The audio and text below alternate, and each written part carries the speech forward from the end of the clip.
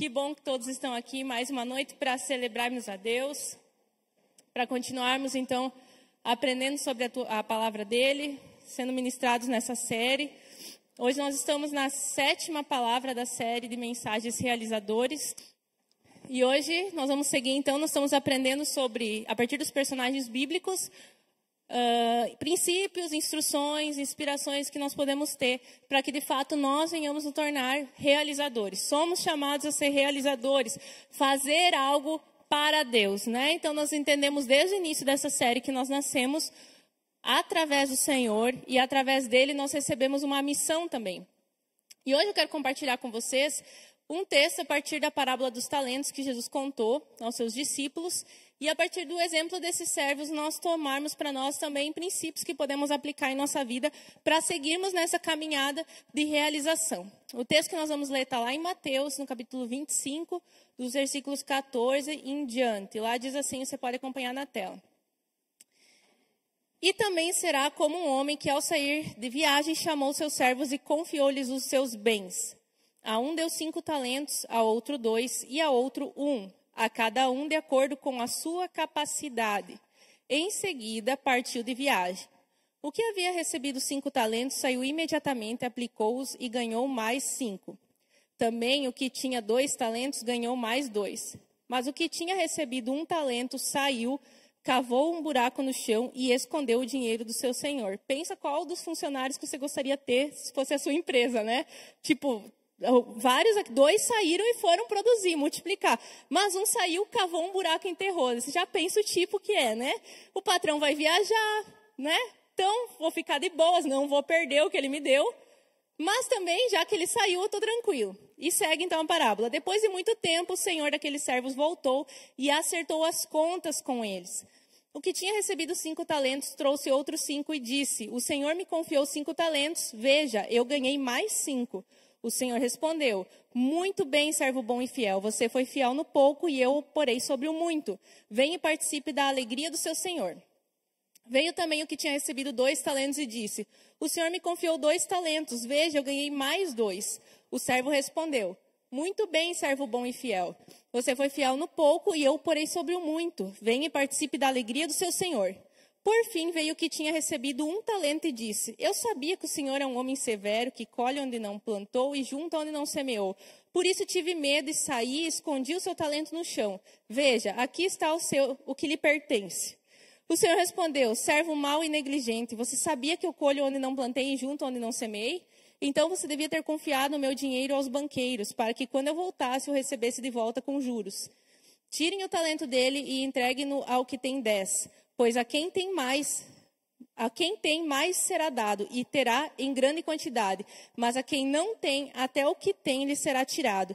E lance fora o servo inútil nas trevas, onde haverá choro e ranger de dentes. Olha só, não foi só uma demissão, foi direto, né? Para o inferno, literalmente. Mas o patrão, ele era muito sério no que ele estava confiando aos seus servos.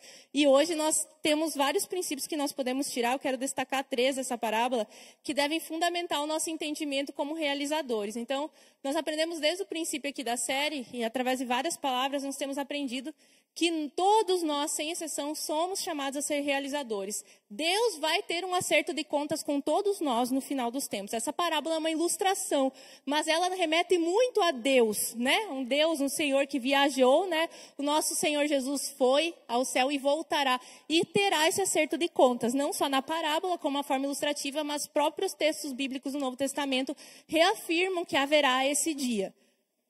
E esse dia não é somente sobre aqueles que serão salvos.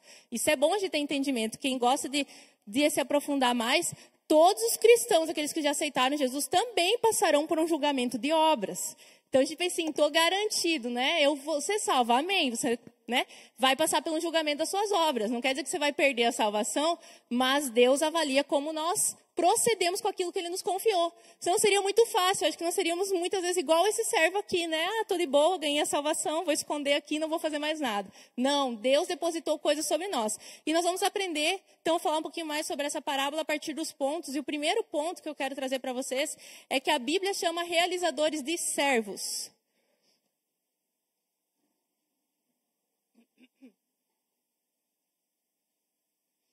Então, como nós aprendemos desde o princípio, ninguém está apto a se tornar um realizador enquanto não entende para quem está servindo, quem é seu patrão e qual é a sua condição diante desse patrão. E a Bíblia deixa muito claro que diante de Deus, a nossa condição que nós ocupamos, uma das nossas condições é a condição de servo. Então, a Bíblia chama, o que nós chamamos de realizadores dessa série, são os servos da palavra de Deus. A gente gosta de outras palavras mais bonitas, né? Quem sabe a gente acha servo uma palavra meio pesada, mas a Bíblia nos nomeia como servos de Cristo. E o próprio Cristo se auto-intitulou como servo de Deus. Filipenses 2, que é um dos textos que eu considero mais lindos das Escrituras, fala de Jesus vindo como um servo, humilde, tomando a forma de homem. Então, ele mesmo ocupou essa posição de servo para nos ensinar a comandar. Então, se a gente vai lá, por exemplo, para Efésios 2, a gente entende a base da nossa fé, que nós não fomos salvos pelo serviço, não é pelo que nós fazemos de bom. Se você é uma boa pessoa, faz obra social, ajuda as pessoas, então com certeza o teu lugarzinho no paraíso está garantido. Não, a palavra de Deus não fala sobre boas obras para sermos salvos. A palavra de Deus fala que só tem um caminho para sermos salvos. Isso é independente se você é um pecador com uma lista bem longa de pecados ou se você é um pecador mais ponderado. Ele diz que o único caminho para a salvação é através de Jesus Cristo, é receber Jesus em seu coração, confessar-lhe como Senhor e Salvador da sua vida, e a partir desse momento, dessa oração, ter uma mudança de vida que mostre que a sua fé é verdadeira, porque a fé sem obra, sem mudança, não é fé real, é só acreditar, e acreditar, como a palavra de Deus diz, até o diabo crê que Deus existe. Então, você dizer que Jesus é real, que você acredita que ele morreu e ressuscitou, não é suficiente, a sua fé tem que gerar uma transformação na sua vida. Então, a gente entende que a gente não é salvo pelo aquilo que nós fazemos, mas por nossa fé e confiança em Deus, e consequentemente essa fé ela produz algo em nossa vida. E por fim, essa produção são as boas obras, são as realizações. Tem que ter frutos visíveis. Não existe uma pessoa que ama Jesus, que é salva, que não tem nada para apresentar. Toda pessoa que é transformada por Jesus, que de fato recebeu Jesus, tem algo a oferecer a Cristo. E as pessoas podem olhar para você, como Jesus disse em outras parábolas, como uma árvore. Elas podem olhar para você e encontrar os frutos. E nós poderíamos aprofundar em muitas coisas aqui. A Bíblia fala de diversos tipos de frutos. O fruto do arrependimento, que é a mudança de vida, de comportamento, deixar hábitos, pecados para trás. O fruto de ganhar pessoas para Jesus, de evangelizar. Os frutos de nós usarmos nossos talentos e habilidades para Deus. São inúmeros frutos. O fruto do Espírito, que é produzir as virtudes do Espírito em nós. Amor, alegria, paz, bondade, fidelidade, mansidão, domínio próprio. Todas essas coisas. Então, tem que acontecer das pessoas nos olharem e ver que existem frutos em nós. Mas essas obras que nós fazemos e realizamos, elas não são o motivo do porquê eu me salvei. Eu me sou salvo por causa de Cristo. Mas eu sou salvo para o serviço. Então, eu não sou salvo pelo serviço, mas eu sou salvo para o serviço, para testemunhar. Efésios 2, 8 a 10 diz que nós fomos criados em Jesus, nós somos filhos de Deus, criados para as boas obras que Ele já preparou antes da fundação do mundo para que a gente andasse nelas. Então, já existe um caminho a ser trilhado. Não é do meu jeito, mas é da maneira de Jesus. Então, a gente se converte e nós passamos a ser cidadão do reino de Deus. Cada um de nós se torna um cidadão do reino de Deus. Então, nós estamos num novo tipo de cultura, um novo tipo de reino. Por mais que nós estamos nesse mundo com as suas estruturas e seus governos, a nós é dado o convite e também a incumbência de nos tornarmos agora cidadão desse reino de Deus. Então, nosso comportamento muda. E por isso que muitas vezes é tão difícil viver nesse reino desse mundo, porque ele contrapõe os princípios do reino de Deus. Mas, como filhos de Deus, somos chamados a nos comportarmos como cidadão desse reino. E o que nos identifica que nós pertencemos a esse reino? Uma das formas mais visíveis de identificação que nós pertencemos ao reino de Deus é o serviço. O serviço nos identifica visivelmente que nós pertencemos a um Senhor, nós somos servos de alguém. Nós estamos cumprindo uma boa obra, estamos realizando, nós temos uma vontade a ser realizada do nosso Senhor. Então, no reino de Deus existe essa cultura de serviço. Quem não serve para o reino. Não faz parte desse reino, pode se iludir, se imaginar estando com Deus, mas se não serve, se não vive para Deus, se não se tem obras, você não está no reino, porque o reino se manifesta. Quando a gente canta assim, venha o teu reino, né, que seja feito na terra o que é feito no céu. É a vontade de Deus é feita na terra, então a vontade de Deus tem que ser trazida aqui no meio de nós. E como ela é trazida aqui no meio de nós? É a vontade dela sendo realizada na minha e na tua vida, individualmente. O reino de Deus vai sendo implantado em nós e através de nós as pessoas conseguem ver de forma visível o reino sendo manifestado. E uma das manifestações bem visíveis desse reino é o serviço. Então, pensando nessa condição de servo, essa parábola nos traz um entendimento fundamental sobre a dinâmica do serviço. A dinâmica que tem de relação entre o Senhor e seus servos. E para a gente entender um pouquinho melhor, nós temos um quadrinho ali explicando, né, de que forma nós podemos aplicar as figuras dessa parábola, né? Nós temos ali, por exemplo, o patrão, que nós entendemos que é Deus. Nós temos os servos, que são os filhos de Deus, aqueles que já receberam Jesus, que pertencem a Deus. Nós temos os talentos. Talento é o dinheiro da época, é como se fosse o real hoje para nós, né? Então, ali, talento não é o talento habilidade. O nome do dinheiro era talento. Então, ali estão os talentos, que nós poderíamos interpretar como a missão que o patrão depositou. Ele deu uma missão maior para o que tinha mais capacidade, uma missão média para o que tinha média capacidade, e uma missão mais pequena que ele sabia daquele que só conseguia lidar com uma. Então, quando a gente fala de talento, a gente está falando dessa missão, dessa oportunidade que o patrão dá. Para a gente ter uma ideia, o que foi depositado sobre os servos não foi pouco. Um talento correspondia a 20 anos de trabalho, o pagamento de 20 anos de salário. Então, pensa, até mesmo aquele que recebeu um não recebeu pouca coisa. Às vezes a gente pensa que é pouca coisa, mas até aquele pouco ele não teria por esforço próprio, só se o patrão lhe desse. E assim é a nossa vida, tudo que nós temos, né? Tudo que nós recebemos não é pelo esforço próprio, aquilo que nós temos é muito mais do que nós poderíamos produzir por nós mesmos. Deus nos confia. E por último, o texto deixa bem claro uma palavra importante, de acordo com a sua capacidade. Deus não é um Deus injusto. Ele sabe o potencial de cada um. O que é essa capacidade? São os recursos que Deus colocou dentro de nós quando nós nascemos e aqueles que nós recebemos a partir do momento que recebemos Jesus, que o Espírito Santo veio morar em nós. Então, são nossos dons, nossas habilidades, a nossa experiência de vida, as coisas que nós passamos, as dores, os traumas, as lutas, aquilo que nos capacita a realizar a missão. Então Deus chega e diz, em você eu coloquei tantos, então você é capaz para fazer essa missão.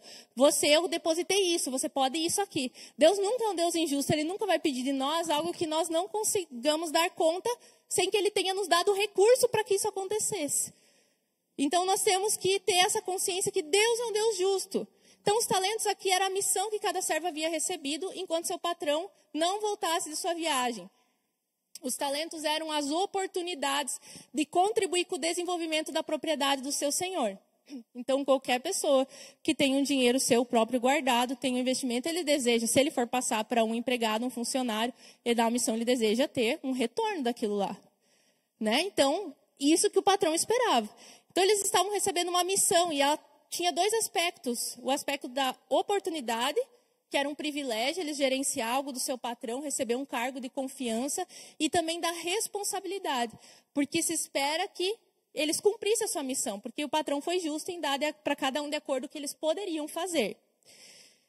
Então, da mesma forma, nós também, Deus nos projetou para que a nossa vida traga uma contribuição. Todos nós aqui recebemos uma missão. Se nós temos isso de maneira clara em nossa vida, que a gente consiga compreender, ou não, ela existe. E existem formas de eu poder descobrir a minha missão, que é através do ensino da palavra, quando a gente direciona, através do conhecimento do que Deus me espera como filho de Deus, como, por exemplo, esposa, como esposo. Ali já começa o teu papel, a tua missão já começa a partir de dentro do núcleo familiar, você já tem uma missão. As pessoas estão tão preocupadas com a missão que vão realizar no mundo, né? Mas lá dentro de casa não consegue realizar o seu papel. Então, às vezes, a gente tem que descansar o coração e começar a viver aquela coisa do dia a dia, o ler a Bíblia todo dia, o orar, o jejuar, ou o servir os seus, para daí a gente esperar que sejamos colocados sobre missões maiores. Então, todos nós temos missão aqui. Você pode dizer, não sei qual é o propósito de vida. Tu é pai, tu tem uma missão. Tu é mãe, tu tem uma missão. Tu é filho, tu tem uma missão. Tu nasceu, tu tem uma missão. Todos nós temos, já começa desde o nosso nascimento. E a partir da nossa caminhada, isso vai se esclarecendo, conforme Deus vai encaminhando e as coisas vão acontecendo na nossa vida. Mas nós já começamos desde cedo a desempenhar essa missão. Então, resumindo essa parábola, a gente vê três coisas importantes. Deus nos dá uma missão conforme a nossa capacidade. Deus deseja que usemos nossa capacidade para cumprir nossa missão e Deus nos cobrará pelo que fizermos com essa missão. Ponto 2 que nós aprendemos a partir dessa palavra aqui é que Deus tem expectativas.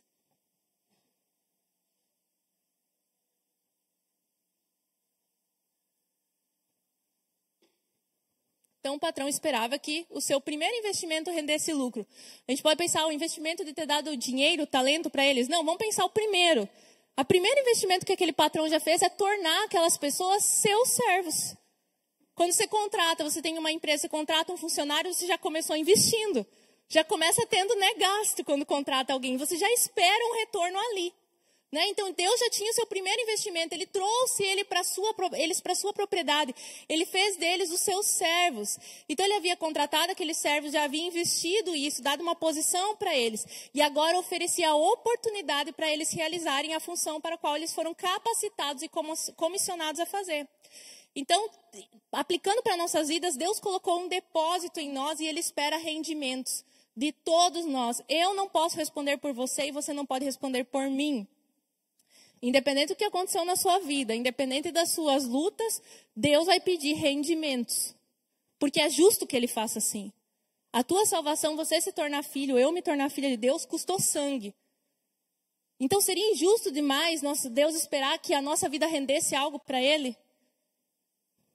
Pare e pense, Ele não poupou o filho dele. Nós cantamos aqui o amor dele, a dimensão sem limites. A minha salvação, a tua salvação, custou Jesus descer da sua glória e morrer na cruz por nós, ressuscitar. Ter toda essa dimensão do evangelho que nós temos hoje, estarmos aqui, para daí nós acharmos demais Deus cobrar que a gente faça algo com aquilo que Ele nos confiou. Então Deus tem expectativas. Não é que Deus, o que será que fulano vai fazer? Ele vai me surpreender. Não é nesse sentido. Mas Ele tem uma expectativa clara que Ele sabe tanto que você pode fazer, que eu posso fazer, que Ele já vai dar os recursos, Ele dá o dom, Ele dá a habilidade, Ele dá as oportunidades, porque Ele sabe que nós temos condições de realizar algo para Ele. Então, o depósito que Deus colocou em nós são nossos recursos, nossos dons, nossas habilidades. Caminhe lendo a Bíblia, estudando, lendo livros, se informando para que você descubra. Converse com pessoas, se aconselhe, se aprofunde na sua vida espiritual, para que você entenda quais são os seus dons e habilidades, para que o investimento que Deus colocou em você não fique sem rendimentos. Mas eu não sabia. Não sabia por quê? Não sabia porque não se dedicou a estudar? Não sabia porque não se deu a oportunidade de servir? Às vezes a gente quer se comportar igual aquele servo mau. Eu não sabia, eu tinha medo. A gente já viu como o patrão tratou aquele servo. Então, o rendimento que nós podemos produzir é usar o que nós temos para cumprir a missão. Desde as habilidades mais simples. Você sabe consertar coisas.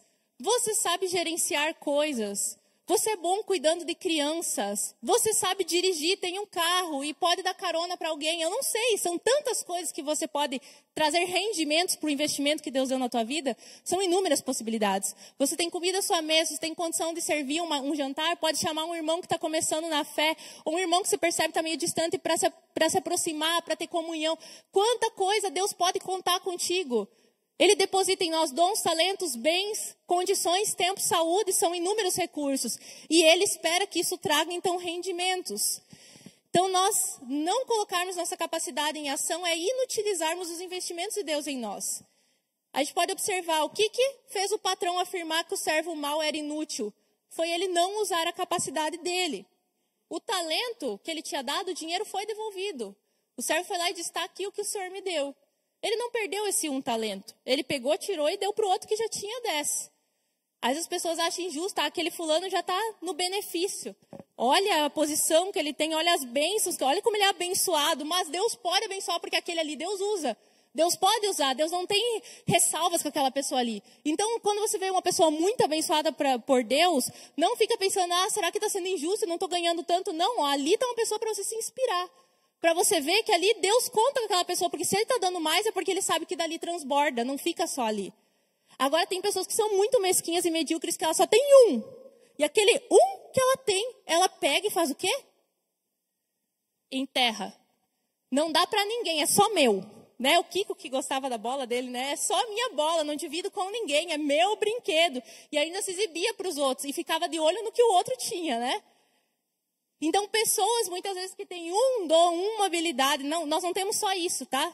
Se diz estudos que nós temos no mínimo 700 habilidades, então pensa quanta coisa são. Mas, mesmo que tu tivesse somente uma habilidade para realizar, um recurso para utilizar, seria suficiente para render.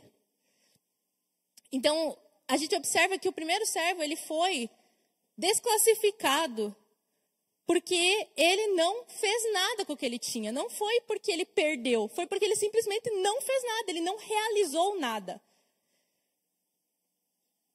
E o nosso sucesso e o nosso fracasso em nossa caminhada aqui nessa terra, porque às vezes a gente tem que parar e tem que pensar aqui que nós temos uma caminhada nessa terra de curta duração. A Bíblia fala que alguns chegam a 70, 80 anos, né, quando chega bem. Mas nossa caminhada é muito curta e quando você vem para a igreja todo domingo é para te lembrar, quem sabe na semana corrida não teve tempo, de te lembrar que existe uma eternidade e o teu trabalho, os nossos estudos, a nossa cuidar da casa é muito passageiro. Aquilo é muito pouco comparado com o que há de vir. Então, às vezes a gente precisa ser lembrado da eternidade, que nós vamos prestar contas. A gente está tão preocupado em pagar as contas, mas a gente tem que parar e pensar que nós vamos prestar contas daquilo que nós recebemos de Deus. A gente está tão imergido nesse mundo, nesse governo, nessa cultura, nesse reino, que a gente esquece da eternidade. Então a gente precisa observar que o sucesso e o fracasso depende só da nossa atitude. Aquele servo não teve atitude, ele correu para guardar o seu dom, o seu talento. Então ninguém é inútil porque não tem dom. Todos temos algum dom, mas é inútil porque não usa. Que palavra forte receber de Deus, seu servo inútil. É terrível você ser chamado por um adjetivo assim, inútil. Deus considerar uma pessoa inútil.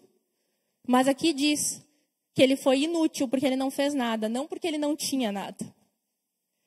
Então o que reprovou o servo mau foi ele não ter feito nada, não foi a quantidade nem a qualidade da obra dele. Até porque o patrão não fez nenhuma observação sobre o quanto os outros produziram. Vamos lembrar do que como o patrão se relacionou com os que produziram. Muito bem, servo bom e fiel. Não falou, muito bem, você rendeu tantos por cento. Ah, gostei de ver. Não, ele falou, bom e fiel, tu fez alguma coisa.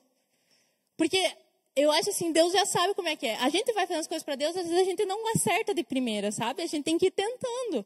E vamos melhorando. Mas o que Deus, assim, gosta de ver é pessoas que fazem. A gente gosta de ver de gente que faz, né? Aquela pessoa que vai lá e faz, e pega a mão na massa, e vai tentando, e vai aprendendo, erra, acerta, e vai indo. Deus gosta de gente que faz.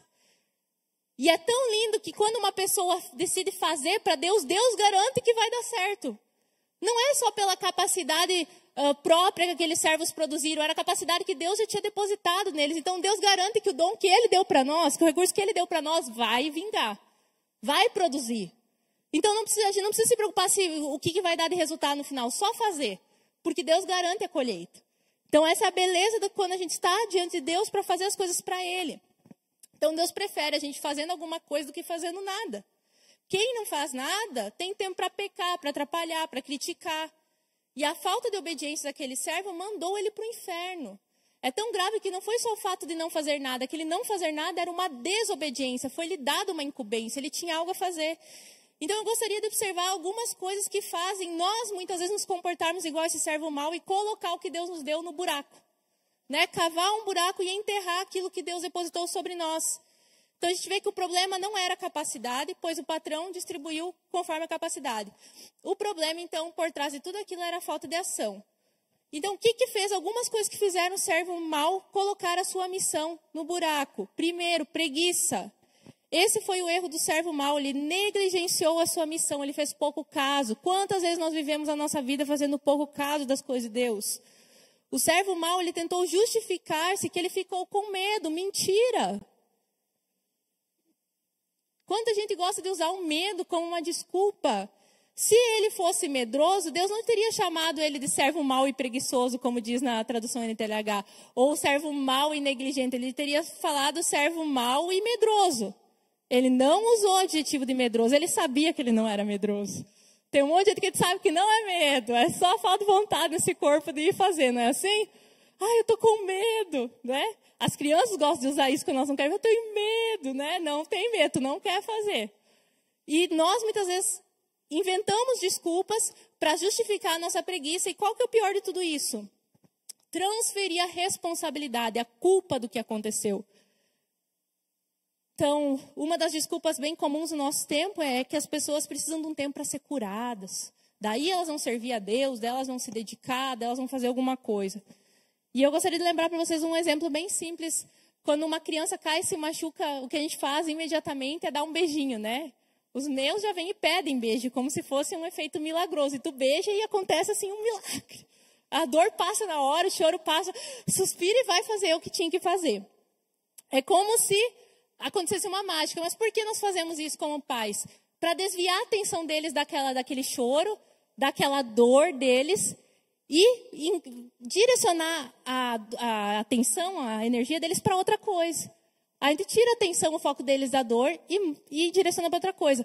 O trabalho de Deus é assim, é uma forma que Deus faz de assoprar nas nossas feridas e desviar a nossa atenção da nossa dor e fazer a gente se envolver com outras coisas. Porque quando ficamos abraçados à nossa dor, a gente não consegue produzir aos nossos medos, aos nossos receios, seja lá o que for. Então o trabalho, ele cura. Né? O trabalho sara nossas vidas. Então, não use como desculpa que você está esperando o seu casamento ser restaurado, a sua família ser equilibrada, as suas finanças serem alinhadas para você começar a fazer alguma coisa para Deus. É óbvio que algumas coisas que Deus requer no seu reino de liderança, se exige uma organização da própria casa, um bom governo da sua família, mas nem tudo se tem esse requisito. Tem coisas que a gente vai fazendo e Deus vai curando o processo. Imagina uma família que quer ser transformada se mantendo longe do ambiente da igreja porque vai esperar ser transformada para vir servir. Está com problema com os filhos? Traz os filhos para servir. Está com problema no casamento? Vem junto aqui servir, envolve. Sabe, envolve nesse ambiente espiritual. A comunhão é um ambiente espiritual onde as coisas acontecem. Creia que algo acontece quando você se move. Sabe, vem trabalhar junto. Vem limpar a igreja, vem servir no Kids. Vem servir no Kids. Eu sempre preciso pensar para o Kids, né? Então, vem servir para o Kids uma vez por mês. Vamos fazer uma pausa aqui para as propagandas e também para o apelo. Vem servir no Kids uma vez por mês, sabe? A gente sabe, meu Deus, eu cuido dos meus filhos a semana inteira, né? Vem uma vez por mês que cuidar dos filhos dos outros também, sabe? Entra na bagagem, tem experiência. Ah, mas eu não sei. Tu cuida dos teus, não tem muita, sabe? Não precisa contar a história. Nós precisamos de pessoas, sabe onde a gente mais precisa de pessoas? No berçário, na sala de 1 ano e 2 a 3. E as meninas se viram, porque é a fase que as crianças estão se adaptando, então dá mais choro. Então tem 3 meninas e às vezes 9 bebês, e um começa a chorar e todos choram junto, falta colo, né? Então você pensa assim, nossa, parece que eu passei o domingo todo e perdi. Não, você foi bênção, você deu o teu tempo, você serviu, você possibilitou uma família ficar tranquila e ouvir a palavra. Quantos visitantes falam do Kids? Eu estou dando um exemplo porque é a área onde eu estou mais imergida, mas inúmeros, a área da segurança, do Planet Café, da integração, a banda, tantas coisas, lugares que você usa para servir a mídia. Você gosta de ficar tirando foto, selfie, vem servir na mídia, né, Kátia? Tem bastante coisa. Então, se doe um pouco mais. Olha, a gente glorifica a Deus que a nossa igreja tem uma característica de ter muitos servos. A maioria das igrejas, muitas vezes, tem a característica de 20% da igreja servir para 80% ser beneficiado. Nós temos, acho que mais que 80% servindo. Nós temos que ficar dizendo, chega de servir, né? É 2 ministérios por domingo, né? Então, glória a Deus, mas eu quero te incentivar não só aqui, mas no dia a dia, sabe? Se envolve e deixa Deus usar você. Deixa Deus potencializar isso que é você, que a gente venha vencer as desculpas. Outra coisa que esse servo mau se utilizou foi a maldade. A maldade para ele arquitetar uma justificativa onde o culpado por sua falta de ação seria o patrão e não a estagnação dele. Então ele falou ali, olha só que audácia, eu sei que o Senhor é um homem duro, que colhe onde não plantou e junto onde não semeou. Já pensou você ouvir isso como patrão? O que ele estava dizendo ali para o patrão? Que ele era injusto? Que ele era um ser duro? Porque algumas pessoas têm audácia disso, elas têm um monte de medos, um monte de preguiças, de pecados, e elas conseguem potencializar aquilo, arquitetar e jogar você, líder, é muito mal, você não é amável comigo, você não sabe lidar comigo, você pega muito duro no pé da gente. É o líder que é o ruim, não a figura lá que tem dificuldade de se comprometer, de organizar a sua vida. Então, é muito comum isso acontecer. De nós, nas nossas maldades, que nós temos que nos vigiar constantemente, e arrumar culpados para as nossas faltas de iniciativa. E aqui eu aproveito para perguntar como está seu relacionamento com as figuras de autoridade. A Bíblia é muito clara em nos dizer que nós expressamos nosso amor a Deus pelo nosso próximo. Da mesma forma, expressamos como nós obedecemos a Deus pela nossa obediência às autoridades constituídas sobre nós. Começando desde a nossa casa, com os nossos pais, os nossos professores, os nossos líderes na igreja, nos grupos onde frequentes, autoridades da sociedade. Mas a forma que eu me comporto, que eu vejo as autoridades, também diz muito a respeito do meu relacionamento com Deus. Então, eu preciso observar se eu muitas vezes tenho me agarrado a justificativas que me impedem de agir, como medo, né, como outras coisas que vêm no meu coração, culpando os outros que não fazem por você aquilo que você deveria fazer. Então, nós precisamos resolver o nosso coração, que a gente não pegue o nosso suposto medo como uma forma de autodefesa. E essa preguiça e essa maldade desse servo eram fruto de um coração egoísta. Então, aqueles bons servos, eles passaram o tempo da ausência do seu patrão trabalhando. Eles não tinham tempo para ficar criando justificativa, desculpa, arquitetando algo para quando o patrão voltasse. Eles foram trabalhar. Eles não se envolveram em suas ambições pessoais. E no reino de Deus é assim, só tem um rei, um senhor, e nós vamos trabalhar para ele, não para nós mesmos. Então, quem quer construir esse reino e participar dele precisa servir. Ao contrário, quem não quer, não precisa estar nesse reino. O servo mau já estava fora do reino, ele não estava participando do que o patrão estava fazendo. A gente pensa assim, ele foi jogado ao inferno, né? Mas, na verdade, ele já estava de fora do que estava acontecendo. Ele estava só com uma oportunidade na mão, mas, na verdade, ele já não fazia parte, ele não vestiu a camisa, ele não fez acontecer junto. Então, resumindo essas 3 características, uma palavra que define aquele servo é desobediência. E o que nos faz, então, nós não agirmos como esse servo mau é a obediência. Não é a questão da quantidade dos frutos que produzimos, mas sim a nossa entrega para que a gente faça algo.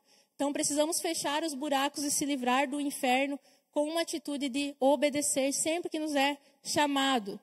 E o patrão ainda deixa um conselho. Se você não sabe como fazer, se entrega ao cuidado de quem sabe. Ele diz ali, você não sabia?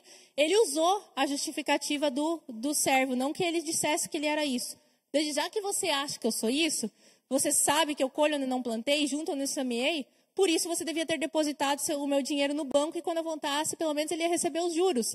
Então, já que você quer dizer que eu sou tão mau e tão cruel, esse medo deveria ter te impulsionado a fazer alguma coisa, mas o patrão sabia que não era medo.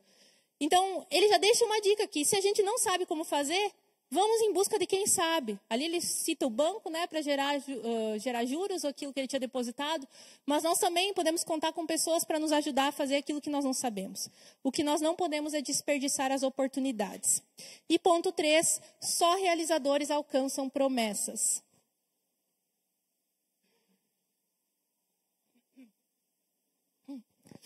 Então, dentro desse ponto, nós precisamos lembrar, primeiro, que Deus não nos deve nada. Deus não nos deve nada. Nos dias de Jesus, os servos eles eram propriedades dos seus mestres. E eles eram mais semelhantes a escravos do que empregados.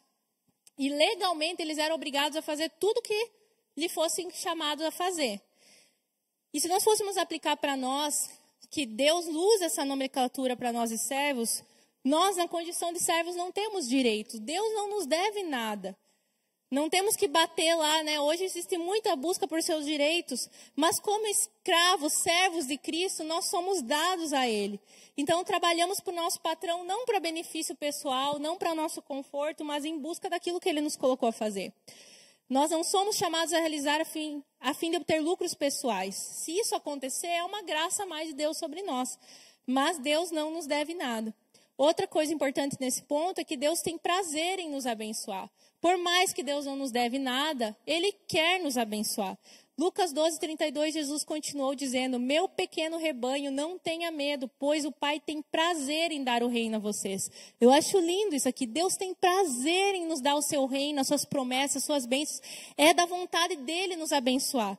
Então não precisamos temer. Por mais que Ele não nos deve nada, que nós temos tudo que nós precisamos, que é a salvação, Ele quer nos abençoar.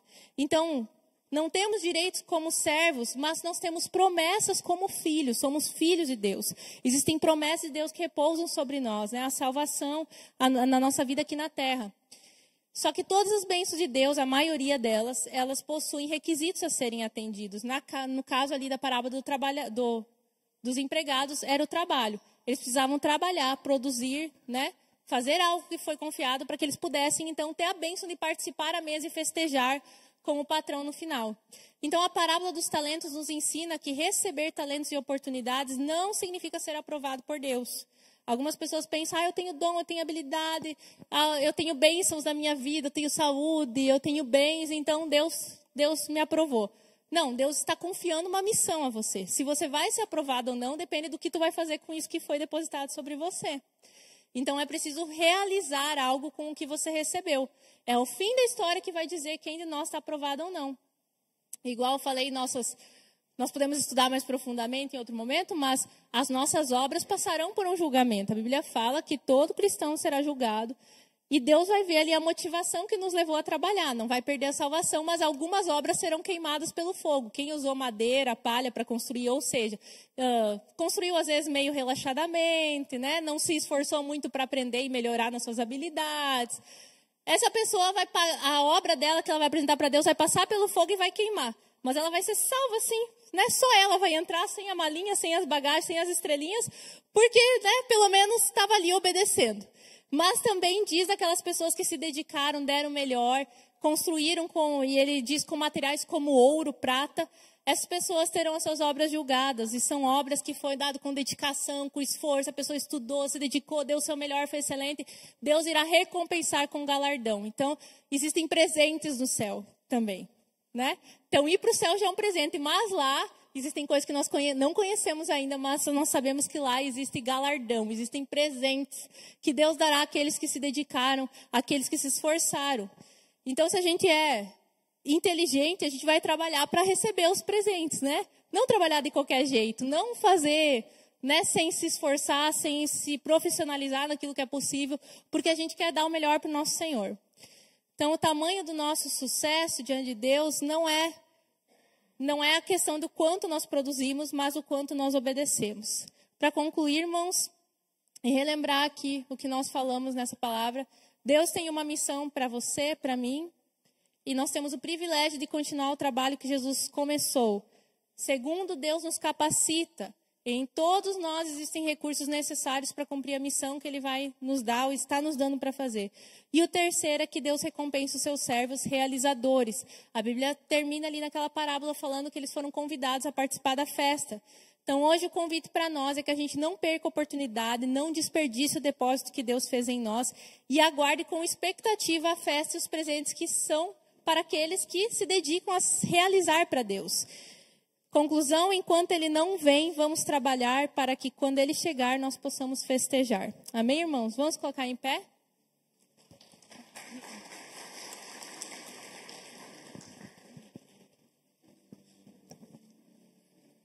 Isso aí, queridos. Glória a Deus por essa mensagem. Quando minha esposa foi falando, lembrei de João capítulo 15. Que fala assim, ó, Jesus dizendo, né? Eu sou a videira verdadeira e meu pai é o agricultor. Ele corta todo o ramo que estando em mim não der fruto e poda todo aquele que der fruto, para que dê mais fruto ainda. Vocês já estão limpos pela palavra que tenho falado. Permaneçam em mim e eu permanecerei em vocês. Como um ramo não pode dar fruto por si mesmo, se não permanecer na videira, assim vocês também não podem dar fruto se não permanecerem em mim. Eu sou a videira e vocês os ramos. Se alguém permanecer em mim e eu permanecer nele, esse dará muito fruto, pois sem mim vocês não podem fazer nada. Esse que é o ponto principal que eu queria que você focasse aqui. Se alguém não permanecer em mim, será como o ramo que é jogado fora e seca. Tais ramos são apanhados, lançados ao fogo e queimados. Se vocês permanecerem em mim, e as minhas palavras permanecerem em vocês, pedirão o que quiserem e será concedido. O meu Pai é glorificado pelo fato de vocês darem muitos frutos, e assim serão meus discípulos. Amém? Vamos aplaudir Deus por texto, queridos? Glória a Deus, né? Gente, quando tu chegar no céu, vai ser até engraçado, caso.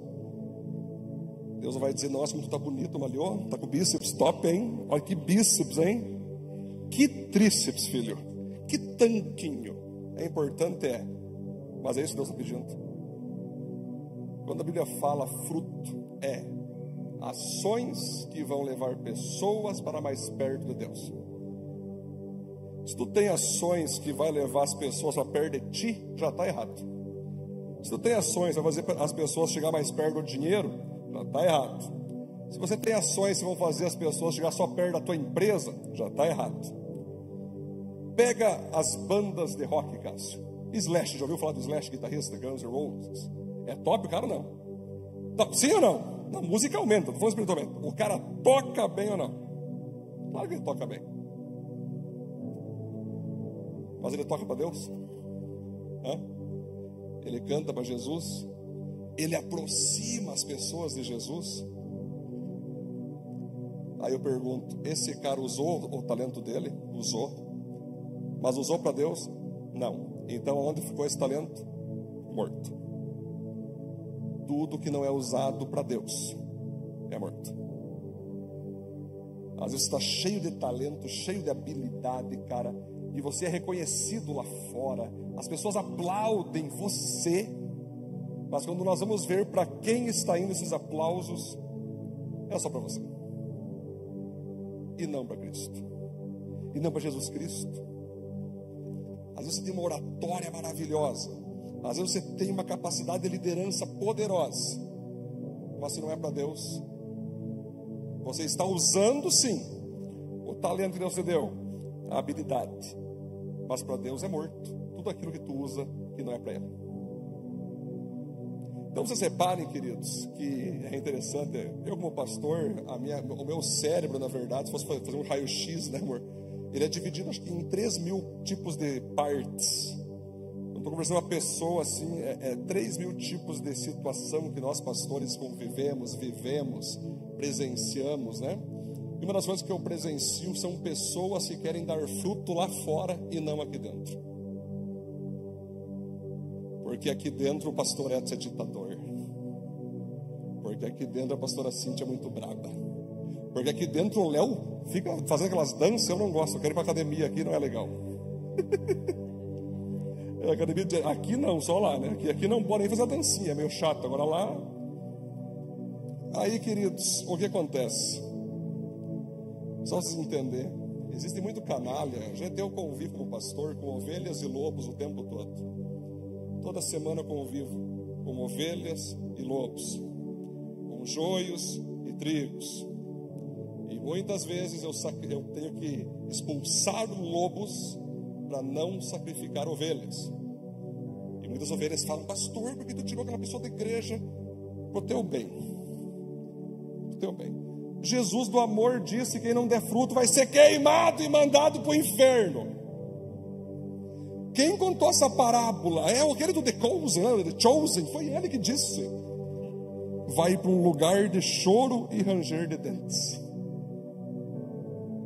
Olha, eu acho que Jesus é mais ditador que eu. Eu nunca falei isso assim, dessa forma. Tu vai para um lugar de choro. Esse é o meu Jesus, esse é o teu Jesus, esse é o nosso Jesus. Não é ditadura, não. É te alinhar para você não parar de ficar vivendo uma vida sem fruto e ir para o inferno. Amém, Vitor? É ou não é? Às vezes Deus tem que chacoalhar mesmo. Às vezes Deus tem que usar alguém para te chocar, para você não ir para o inferno. E aí existe uma frase que diz assim, para quem gosta da frutinha lá fora, quer abrir ministério lá fora, saindo da igreja, quer montar grupinho lá fora, sem falar com o pastor. Gente, quem não dá fruto na igreja local, não vai dar fruto em nenhum lugar.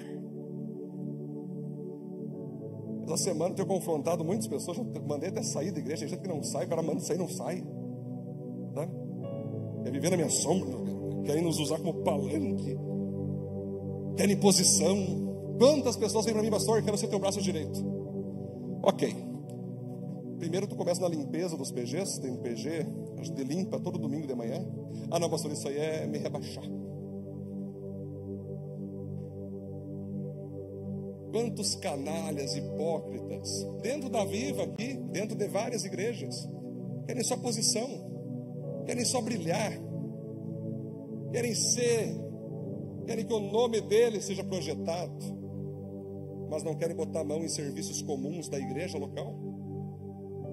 Eu pergunto para você que está aqui na igreja, não sei quantos anos você já está aqui, qual fruto você dá aqui dentro? Ah, mas eu vou ficar só na oração. Não, Deus não vai me levar para o céu só quem ora. Deus vai para o céu quem dá fruto.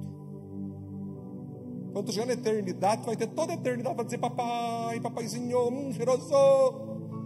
eternidade de cheiros divinos. Mas aqui, querido, é fruto. Aqui é fruto.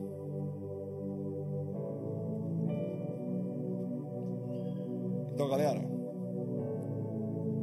o vagabundo espiritual, como aconteceu com esse cara da parábola, Carlos, ele sempre vai culpar o outro por aquilo que ele não faz. Ele nunca vai dizer: eu sou um problema, eu sou um desobediente, eu tenho que dar um passo para resolver a minha vida, para dar fruto para Jesus. Não. O patrão é mau, o discipulador é mau, a igreja é muito chocante, o pastor é muito doido, ele fica falando coisas que não é de Deus. Imagina se for, imagina. Aí tudo vira desculpa. Ai, porque uma vez não me cumprimentaram. Ai, porque uma vez... Gente, na hora que tu chegar no céu, querido, Jesus vai só pedir o que tu fez, como que eu te dei. Então, Senhor, na verdade, se eu estava magoado, não, eu não quero saber o que tem no teu coração, eu quero saber o que tu fez lá na terra. Não, Senhor, na verdade, sabe, né? Eu pensei o seguinte: se eu me envolvesse, talvez eu ia me ferir. Eu sou uma pessoa difícil de lidar, as pessoas são difíceis de lidar, então eu pensei pro bem deles, pro meu bem, eu fiquei na minha. Significa que tu não fez nada? Não. Aí, se você é essa pessoa, Deus vai falar o quê? Ah, querido, que bonitinho. Chega junto, entra no céu, come do banquete que o profeta Isaías, que foi cerrado ao meio por amor a mim, vai comer agora. Não. Ele vai olhar para ti e vai dizer: sinto muito, mas aqui no céu tu não pode entrar. Aqui no céu só entra árvores frutíferas. E detalhe, Gênesis, Adão e Eva, o que tinha lá no jardim? Árvores com frutos. Agora foi demais. Árvores com frutos. O que mais tinha no jardim do Éden era árvores, Léo, com frutos. Até um que não era para comer, que era do bem e do mal. Mas eram todas as árvores com frutos. Aí tu quer chegar lá como galho seco? Ah, mas eu vou cantar aquela música: um galho seco de uma árvore qualquer, onde ninguém... Mas depois dá fruto, na decorrência da música. Quem não dá fruto, dá galho. Galho não sobe ao céu.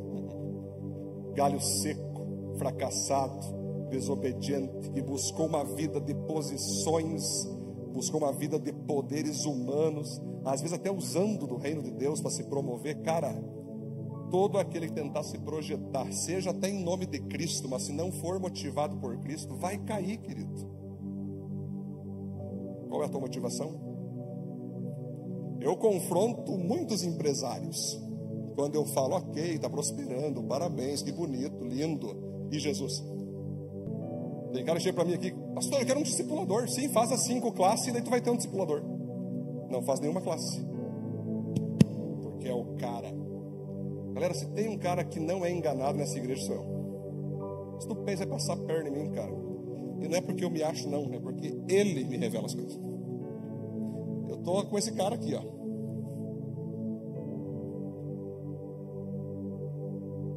Quer nos usar como sombra, quer nos usar para se projetar no projeto deles, não no projeto dele.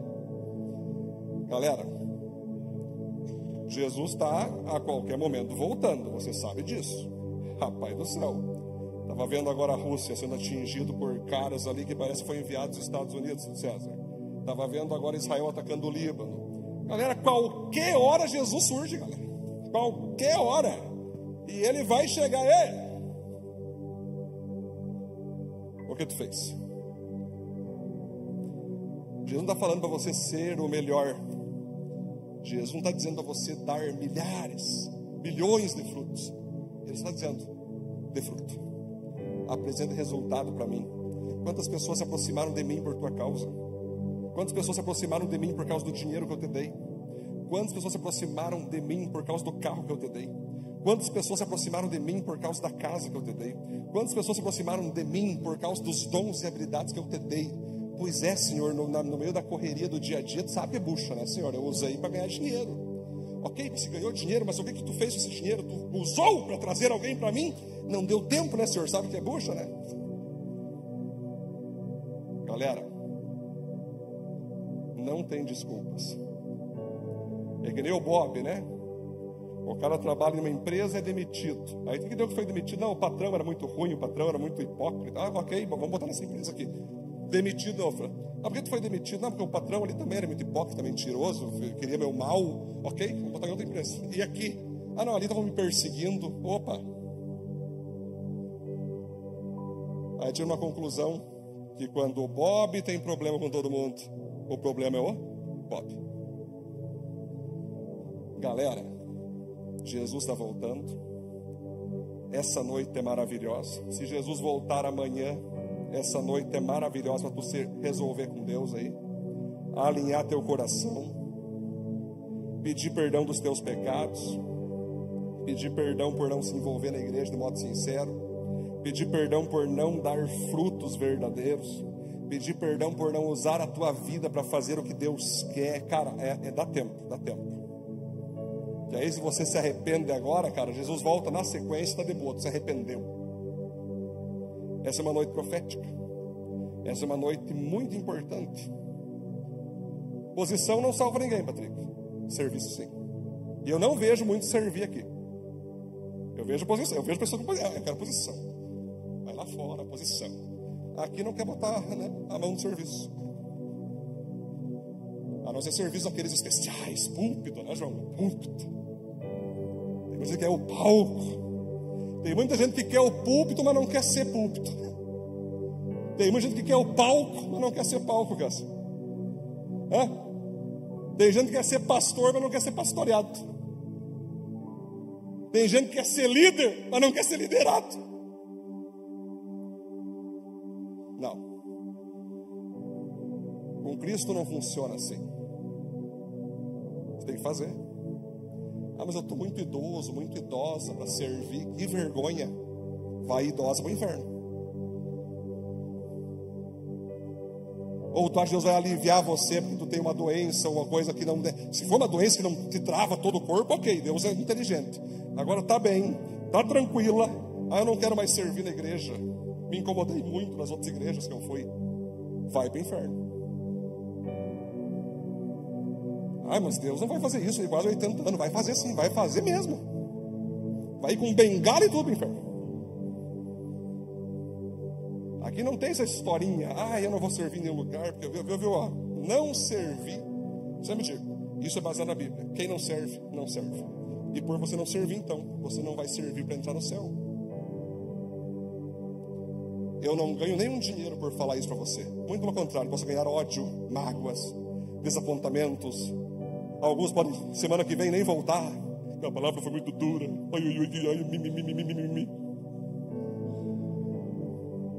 Pode ter certeza que eu não me preocupo com o que eu perco por falar a verdade para vocês. Me preocuparia, Cássio, o que eu perderia por não falar. Essa mensagem é profética. Feche teus olhos. Pode desligar um pouco aqui as luzes também aqui na frente, queridos. É um tempo que nós temos que alinhar o nosso coração. Ainda estamos na série Realizadores. Mas é um tempo, queridos, que você tem que colocar na cruz o teu orgulho. Esse espírito Pablo Marçaliano que tu tem aí, que tu é o Deus da tua vida. Não, é Jesus que é o Deus da tua vida. Só faz o que tu quer. Nunca é nada coletivo, nunca é nada proposto pela igreja, nunca é nada proposto pelo Espírito Santo. Tem que ser do jeito que tu quer, quando tu quer, a hora que tu quer. E se não for como tu quer, não vai acontecer. Queridos, não é assim. O mundo se encaminha para esse lado, mas não aceita isso. Não aceita isso. Agora é hora de você alinhar. Agora é hora de você dizer: Deus, aqui está meu coração. Eu não tenho servido por causa disso, disso e disso. Mas eu sei, Deus, que isso não pode ser desculpa para mim ficar travado. Eu não quero mais usar de desculpa para mim não servir. Não importa, Deus, a idade que eu tenho. Não importa o que aconteceu comigo. Não importa o que fizeram comigo. O que importa, Deus, é o que eu vou fazer com o que fizeram comigo. O que importa, Deus, é o que eu vou apresentar pro Senhor.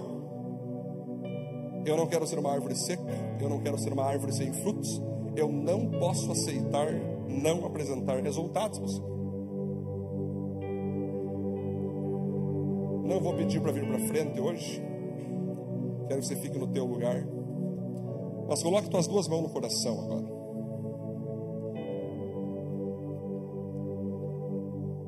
Bote aí agora na presença de Deus todas as desculpas que tu tem dado a Ele. E Deus não te pediu desculpas, Deus te pediu frutos. Agora tira essas desculpas e fala para Deus: Deus, no lugar dessas desculpas, eu quero apresentar frutos. Deus, a partir de hoje, você vai buscar agora, busca na presença de Deus. A partir de hoje, Senhor, meu casamento, meus filhos, minha casa pertence ao Senhor. Eu e minha casa serviremos ao Senhor. Eu quero fazer a minha casa uma habitação de pessoas que me visitem, que eu possa falar do reino. Eu quero, a partir da minha casa, gerar fruto. Coloque agora, talvez você é funcionário de alguma empresa, coloque o teu setor, Deus. Eu quero ser usado nesse setor. Vou trabalhar certinho como manda a minha empresa. Mas aonde eu tiver oportunidades, eu vou levar o nome do Senhor para as pessoas.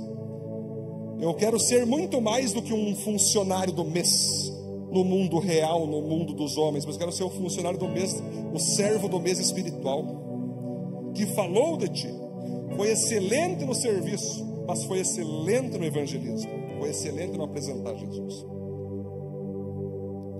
Você que é aluno, que está nas escolas, consagra a tua sala para Deus. Fala: Deus, eu quero ser usado pelo Senhor na minha sala.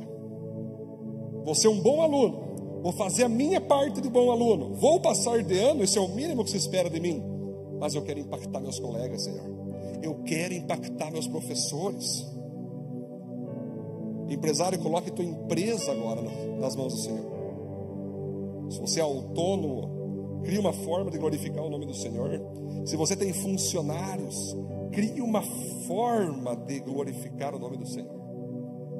Das pessoas verem o Deus que você serve, o chefe que você é, vendo o Deus que você serve.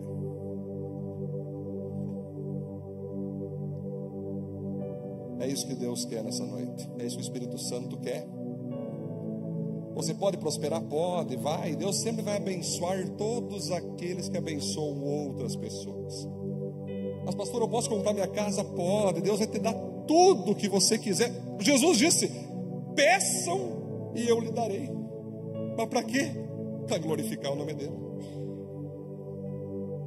Deus vai te prosperar? Vai. Deus vai te fazer um sucesso? Vai. Deus vai colocar teu nome como um destaque? Vai, dá tudo certo, se você não buscar isso. Isso tem que ser uma recompensa, isso tem que ser uma consequência de você botar Jesus Cristo em primeiro lugar em todas as áreas da tua vida. Ainda com as suas mãos no teu coração. Se você precisar chorar, chore. Se você precisar gritar, grite. Mas eu prefiro que o teu choro e ranger de dentes venha a ser por arrependimento e não por ir para o inferno. E não por chegar tomando um susto lá no inferno, achando que, eu estava de boa, meu bíceps está top. Não, queridos, não. Cuida do teu corpo, muito importante a saúde física. Estamos juntos, não critico isso, parabéns, o corpo é o templo, mas se tu não malhar os músculos espirituais, querido, tu não vai para lá.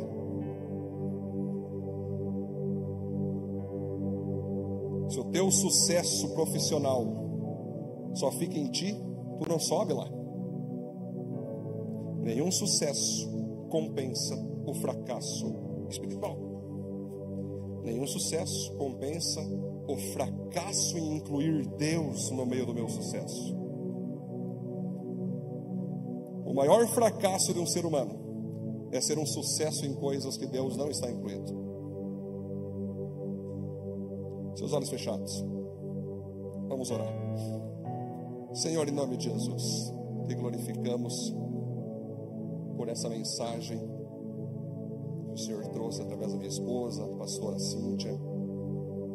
Minha esposa é uma bênção. O Senhor sabe que uma das coisas que me fez me aproximar dela, antes mesmo nós namorarmos, depois casarmos, foi eu ver nela o amor pela tua obra, o amor pelo serviço ao Senhor. desde que eu conheci a Cíntia, Deus, isso foi o que mais me admirou nela, Senhor. Quanto ela amava a igreja, quanto ela amava as pessoas. E isso continuou e continua ainda mais nos dias de hoje como pastora. Isso é uma mensagem impactante, minha esposa vive isso com toda a força. E Deus, aqui tem cada um nesse lugar. Cada um aqui sabe as suas dores, cada um aqui sabe suas habilidades, seus dons. Cada um aqui sabe, Deus, dentro do coração de cada um, todos aqui sabem, não tem essa, eu não sei, sabe sim o que eles são bons, o que eles devem fazer, para quem eles devem fazer, Senhor. Portanto, Pai, eu oro nesse momento, que todas as desculpas saem do coração de cada um. Não queremos dar desculpas, queremos dar frutos. Não queremos ficar apontando o dedo, culpando pessoas por nossos fracassos. Não. Queremos apresentar resultados. Queremos apresentar uma diferença ao Senhor. Deus, nós queremos consagrar a nossa vida, consagrar a nossa história, a nossa família, a nossa empresa, nossos bens, nosso dinheiro, para glorificar o Teu nome e fazer pessoas glorificar o Teu nome, para trazer pessoas ao Senhor, Deus. O próprio Jesus disse um dia, não juntem tesouros no céu. Ele não falou para não ter tesouros na terra, aliás. Ele disse, não se apegue a tesouros da terra, mas use esses tesouros para que quando vocês chegarem no céu, vocês vão ter tesouros eternos. E os tesouros eternos são quantas famílias, quantas pessoas nós impactamos através do que o Senhor nos deu. Muito obrigado, Deus. Não permita que o nosso coração fique duro com essa palavra. Não permita, Deus, que o nosso coração fique, Deus, indiferente com essa palavra. Todo orgulho por posição, todo orgulho por brilho próprio, tira de nós. Nós não queremos ter isso, Deus. Nós queremos ser pessoas sérias, pessoas centradas. O meu sonho, Deus, o Senhor sabe, para a honra e glória do Senhor, nós temos aqui 80% servindo. Mas o meu sonho é 100% da membresia servindo. Que um dia todos aqui, Deus, membros da igreja, estejam servindo, estejam se destacando e dando frutos ao Senhor na igreja local. E quando eles derem na igreja local, automaticamente eles darão frutos lá fora. Agora, frutos lá fora sem estar na igreja local é galho, é incômodo. Nós não queremos isso. Fala em cada um aqui, Senhor. Nós queremos nos arrepender nessa noite, porque nós queremos fazer a Tua obra. Nós queremos apresentar obras. Orar é muito bonito, jejuar é lindo, vir na igreja é muito importante, mas Tua palavra diz que fé sem obras é morta. Eu não mostro que eu sou espiritual por quantas horas eu oro, Deus. Eu não mostro que eu sou espiritual por quantas páginas da Bíblia eu leio, mas por quantas páginas eu pratico, por quantos frutos eu manifesto. Nos faça entender isso nessa noite, Deus, porque assim nós seguiremos realizando tudo aquilo que o Senhor tem para fazer em nossas vidas. Assim nós oramos e agradecemos em nome de Jesus. Amém, amém, glória a Deus. Isso aí, queridos, fico feliz por isso. Inclusive, até agora a próxima música que nós vamos lançar aí, Felipe, se chama Tua Glória, que é bem exatamente o que nós estamos falando hoje. Tudo que eu sou, tudo que eu tenho, tudo que eu sei fazer deve ser para a glória de Jesus. Amém? Vai aplaudir a Deus por isso ou não? Glória a Deus, né?